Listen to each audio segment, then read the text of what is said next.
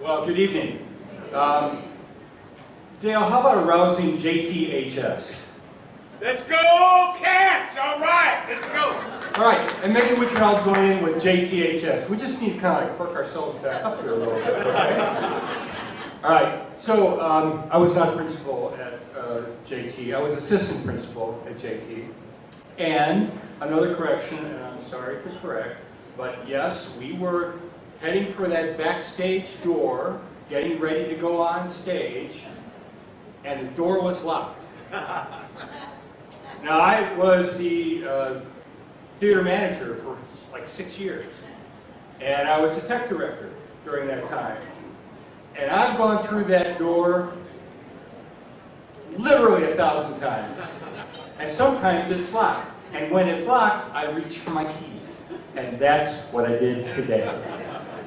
So now I can't tell you how much it means to me to come back and to see so many of my friends.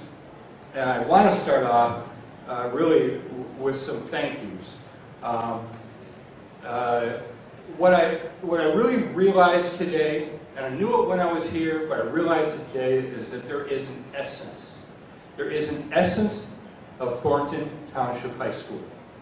And that essence is in this room today. It was in the halls.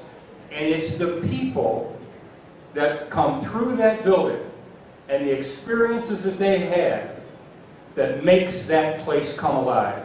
I remember going to the basketball games back in the 70s and 80s, and there was this group of gentlemen, maybe 60, 70, shoot, I'm in my 60s, maybe 80, maybe 85. Those guys were at every single game, and they embodied the essence of Thornton Township High School. You know, I think what's really, really important is that we find a way to make sure our students, as they're coming through those halls, are open to that essence, that understand and feel what it's like to truly be a member of the Thornton Township High School family. Wow. It was my pleasure, it was my honor to be a teacher. I would not have been the kind of teacher I was or had the success I had without the help of some really, really important people. And they're seated at my table over here. And in no particular order, well, I should do an order. I'll do an order. So one of the people that has been such an influence in my life for like, oh gosh, I think it was our 46th anniversary last August, is my wife, Donna. We have literally grown up together and grown our family. My two daughters are here today. Kristen is my oldest daughter, Kristen, and one of my grandchildren, I'm from Kristen's family. Will is here. Will is our 5-year-old kindergartner. And Ryan, Kristen's husband, could be, I'll come back to that. And then we have Lauren, my younger daughter, and she has our newest addition, baby Beatrix, baby B we call her. She's 5 weeks old yesterday. And her husband, Kevin. And Kevin and Ryan and girls, I couldn't be prouder of the family that they put together. And they're like my inspiration. You know, on those days when you have just kind of down, and you think about, so why am I doing this? I was a scheduler at Thornton. Quick story. I was a scheduler at Thornton. I worked with Steve Humphrey. And when I was doing scheduling, we started, the last year I did it, we started the school year, we met with the faculty, classes were balanced.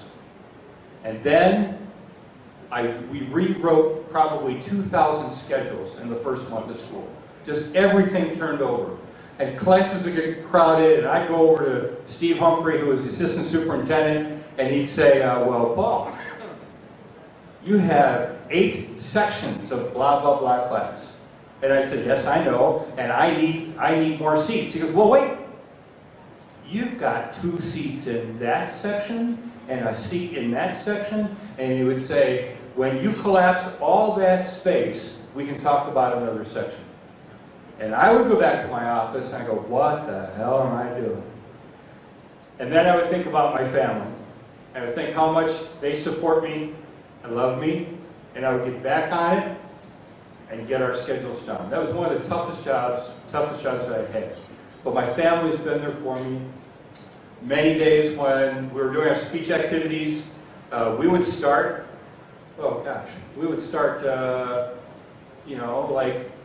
beginning of August, starting to plan the kind of the speech team, the speech activities, and the plays, and the group interps and everything, and we would go all the way through the year until the following June. And on the weekends, we weren't doing that. We had Community Concert Association and other shows that were on the weekend, and my family didn't see.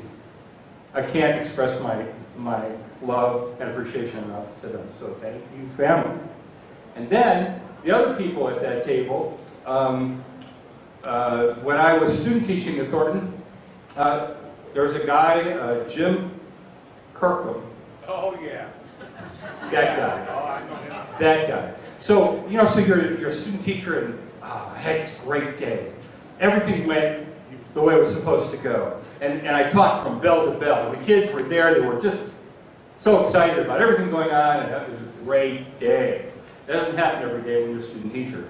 Jim Kirkham's outside the office, outside of the TV studio. I'm coming out of room 209, and he goes, "So, hey, Paul, how'd your day go?" Oh, Mr. Kirkham, it was the best day. Everything worked. Everything went the way it was supposed to go. And he looks at me and he says, who cares? Well, that's when I knew that Jim and I were going to be really close friends. And Jim, one of the best teachers I've ever seen. I saw Jim sick with the flu in the control room. Bell rings for a class to start, and he's in the classroom. Okay, kids, what are we going to do today? Or, well, he wouldn't do what they were going to do, but if you want to get him fired up. He was a different guy. I appreciate Jim. That's why I've got him at the table. He's been a great friend. And then we have the person that nominated me this evening for this award is Jim Clark. Jim was my supervising teacher when I student taught. And Jim and I, we go back now 43 years, right? 47 years.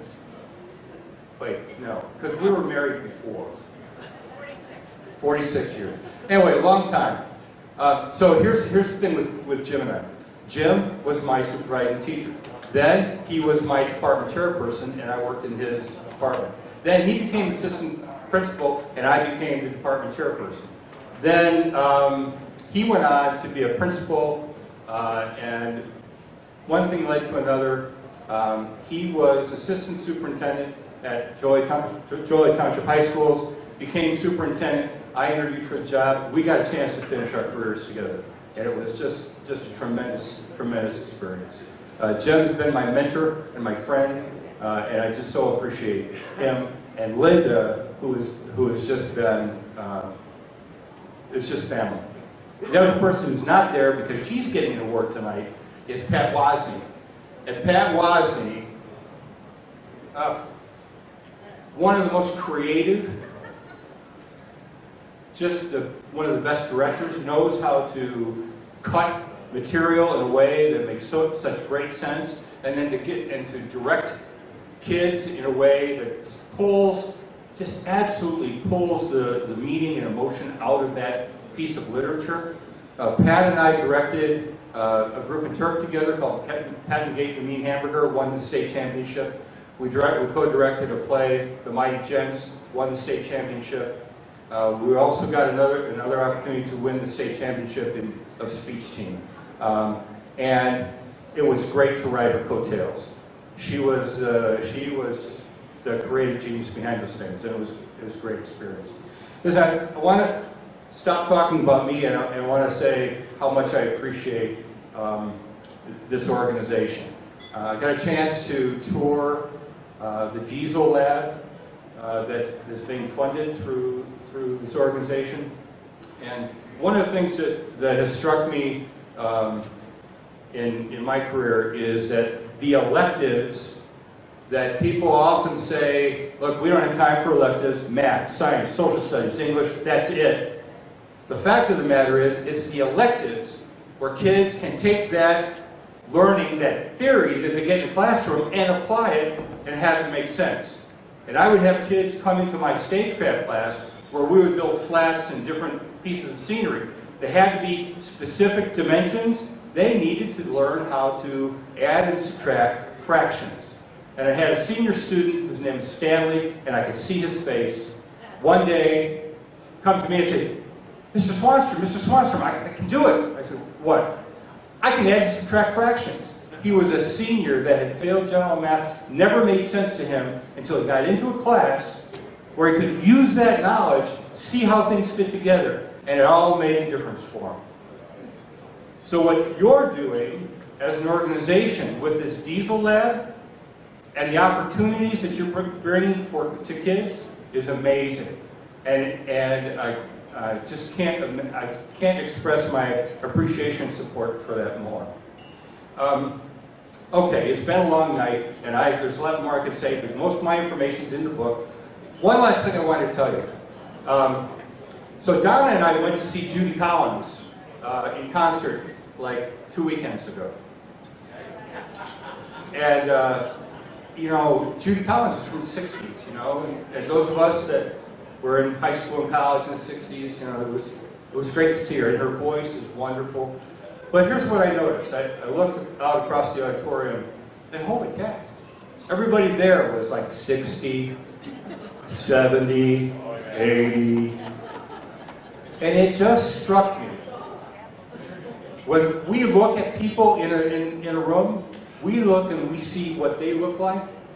But at that Judy Collins concert, those people, in their mind, were 20 years old again, listening to that music, brought back in time.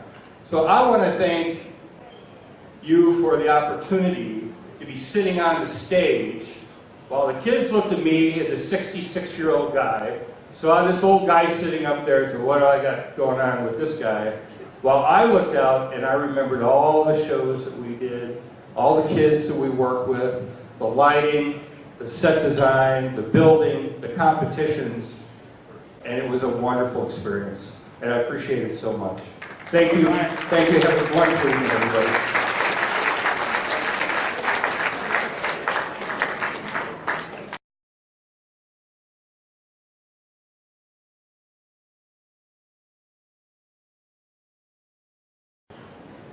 Good evening.